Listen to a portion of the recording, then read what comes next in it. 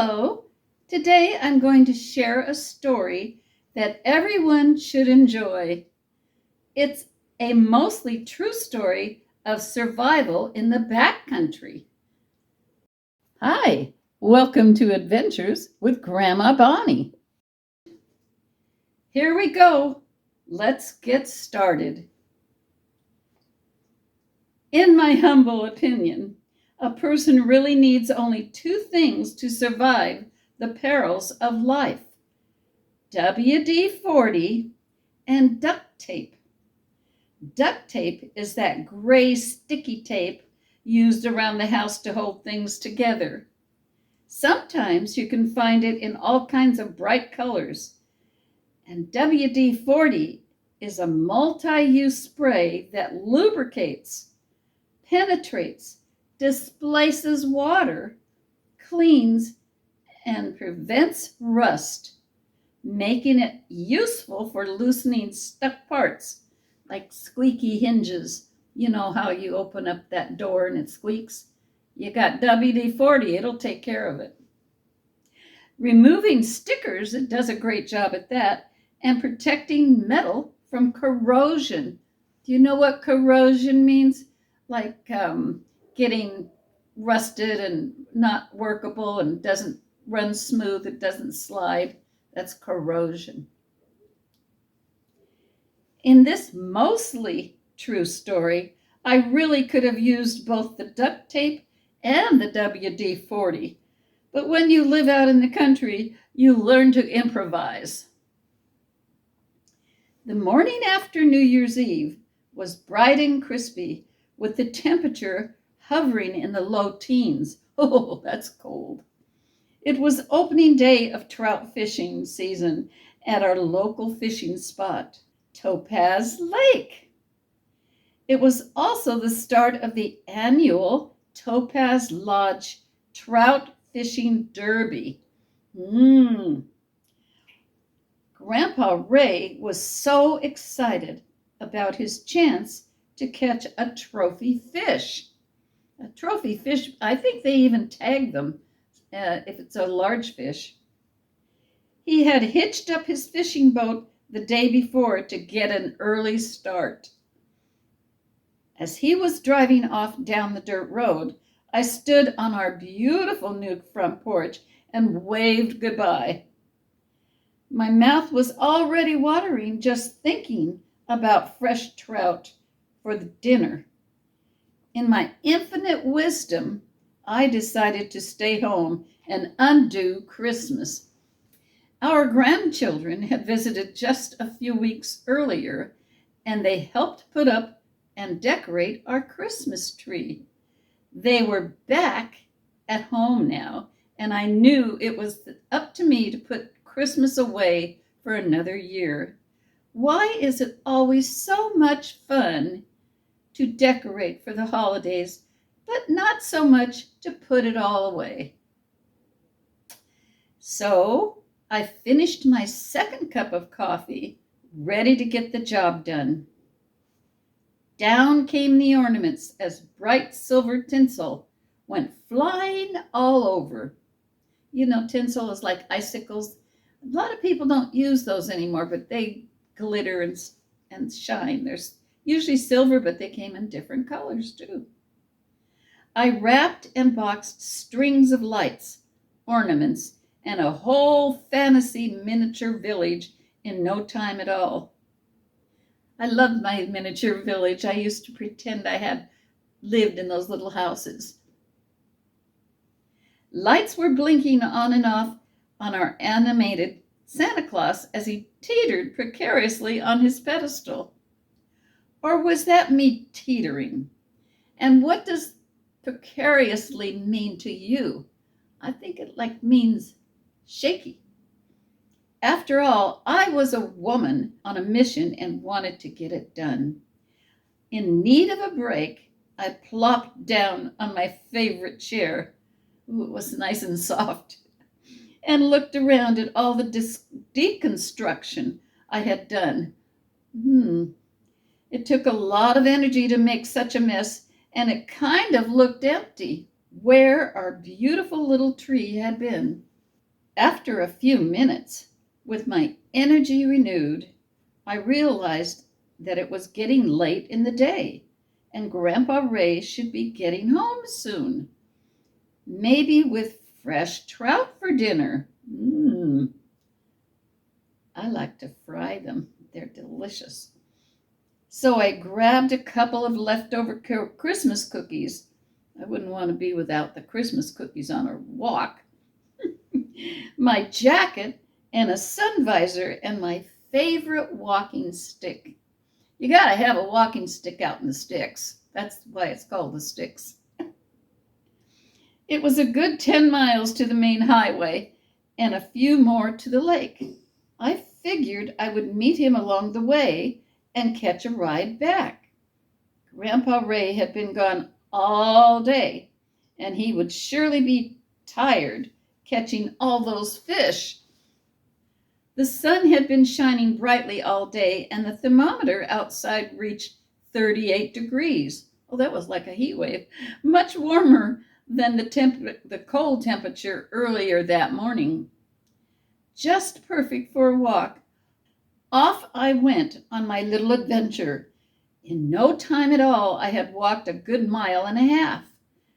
It felt great out in the cool, fresh air as the late afternoon sun warmed my back.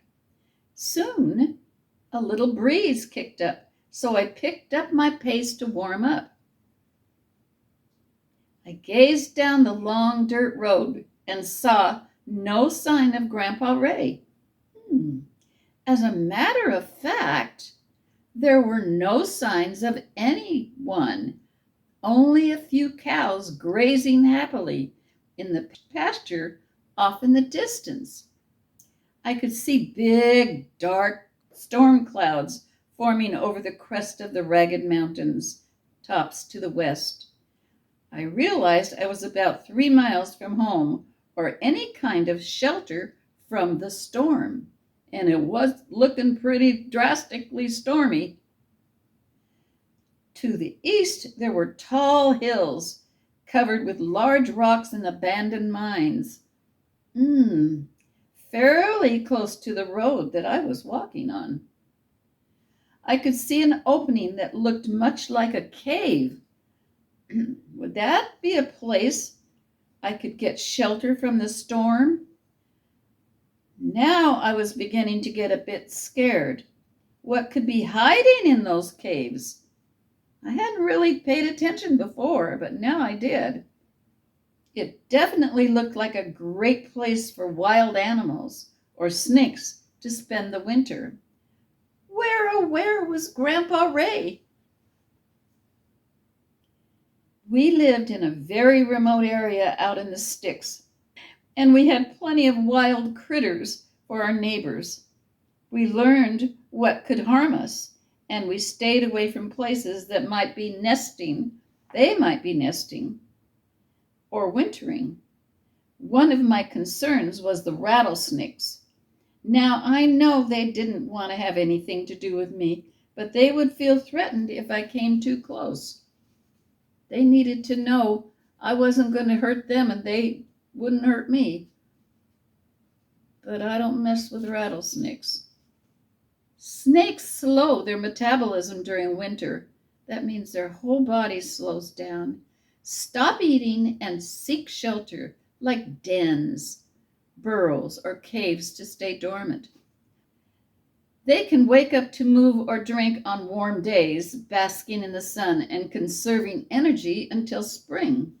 When I was out working in the yard or walking around, I became very good at sensing different sounds and smells that would indicate what was close by or might be dangerous. A rattlesnake most likely would let me know by his loud, high-pitched rattle. Have you ever heard a rattlesnake when he was close to you or upset? They really want you to know, stay away, stay away. Just back away slow. We knew we had a brown bear in the area and had seen his tracks not far from our house. So there's another thing I had to look about, and worry about. Bear tracks look like barefooted human feet, and were easy to track if the dirt was wet. They also stunk. Bears stunk. The tracks didn't. So I learned to sniff the air to see if I could smell anything wild. That's true out there. There were a lot of smells going on. And I'll tell you in another story about all the things that I could smell just walking out the door, as well as clean air. Besides bear, we had bobcat, mountain lions, and coyotes that also roamed in the area. Living in the wild has given me keener sense of smell and hearing, but knowing what could be out there and possibly tracking me was scary. It's a well-known fact that a bobcat or a mountain lion for sure would track you. You wouldn't even know they were around. That's what I understand. I've never seen one personally. It had just been a couple of days ago that I walked out of my front door and smelled a sweet scent, something strange and different. So being aware of that, my senses just went, what is that smell? I pondered what it might be. It didn't smell like cow dung or sage.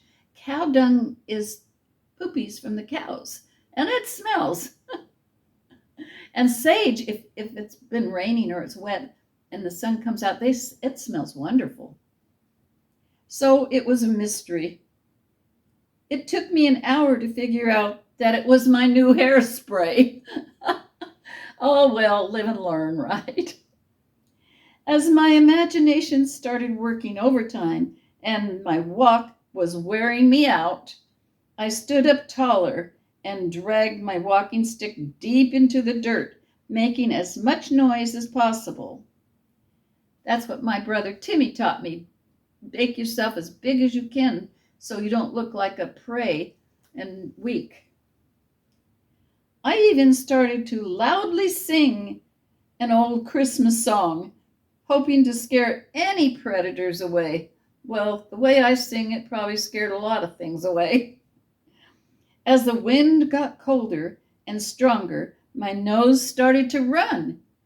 I began to doubt if this little walk was such a good idea. Would you be scared at that point? What would you do? I picked up the pace, walking faster, trying to keep the snot from running down my nose. When you're cold, that's what happens. Thanks to the 2 cups of coffee I had earlier, I now had to go pee. Oh my, oh my. If only I had brought the 2 things a person needs to survive. I could spray the WD-40 in the wild animal's eyes and wrap the duct tape around its mouth. Can you see me getting that close to a wild animal with duct tape? I don't know. Could things get any worse? Where were the neighbors that usually traveled this road? They always waved as they passed, showing a gesture of friendship and social connection. It was then that I heard a gunshot off in the distance. Uh-oh. Slowing down a bit, I listened carefully as I realized the gunshot was coming from the nearby shooting range. Oh, great. Now I had to worry about stray bullets whizzing over my head. At least no animals would hang around with all that noise. Well, you wouldn't think so. I wonder if snakes can hear noise like that. Okay, back to the story. It started to get cold as the sun was setting lower in the sky.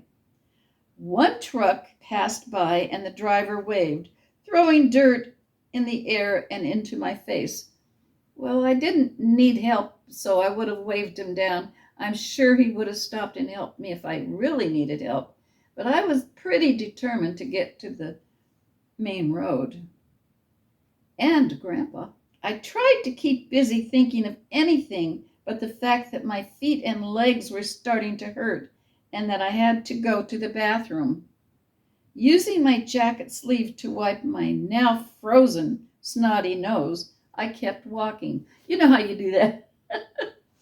Yeah, I bet you every one of us has done it one time or another. Another few hundred feet and I'd be at the asphalt road. Surely I would spot Grandpa driving up the long road as it crossed the valley. You could see, I think it was maybe, miles, and you could see straight down, straight across to the main highway and to Grandpa. When I reached the road, I felt like I hit the jackpot. I saw the familiar sight of our old white van coming towards me. Dum dum dum dum dum, here comes Grandpa. I was rescued by a smelly fisherman, Grandpa Ray. When we got home, he showed me the 3 beautiful rainbow trout he caught. Oh, that's dinner, that's dinner. My little walk turned out to be well over 5.5 miles. The moral of the story is forget about the WD-40 and duct tape. Next time, take toilet paper and pepper spray. Thanks for watching Adventures with Gramma Bonnie. We'd love to hear your comments. Please hit the like button and subscribe to my channel to see what's coming next, what new adventures you're going to hear about, and we got plenty to tell. Please click the link in the description below to see a list of other adventures with Gramma Bonnie videos on YouTube. See you next time with Adventures with Gramma Bonnie. Bye-bye.